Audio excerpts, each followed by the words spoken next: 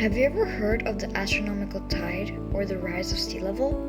What? You haven't? Well then, let me tell you about this horrid phenomenon that could change our lives forever. Sea level rise is an increase in the level of the world's oceans due to the effects of global warming.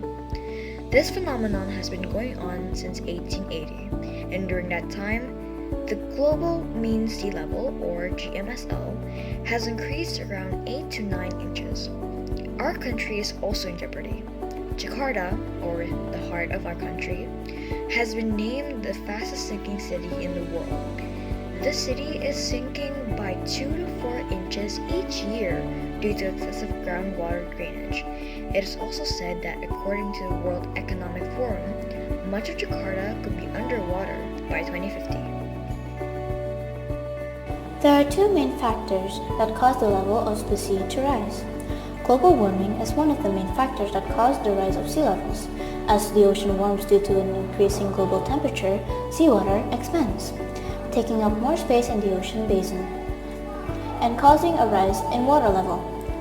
The second mechanism is the melting glaciers and sea ice over land. Due to this mishap, the once solid blocks of ice have now turned into a liquid foundation that increases our sea level. There are tons of side effects from this troubling phenomenon. For example, an erosion. An erosion is an act where the surface on Earth goes worn away caused by water, ice, and wind.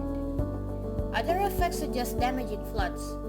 The more the rise of the sea level increases, the more probability of damaging floods occurring. Such flooding will damage roads, bridges, buildings, and other infrastructure.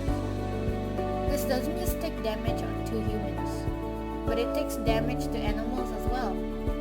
Some are losing their natural habitats, and some may even end up disappearing. Take polar bears as an example. Polar bears use ice on a daily basis. They use it to travel, and as a living place.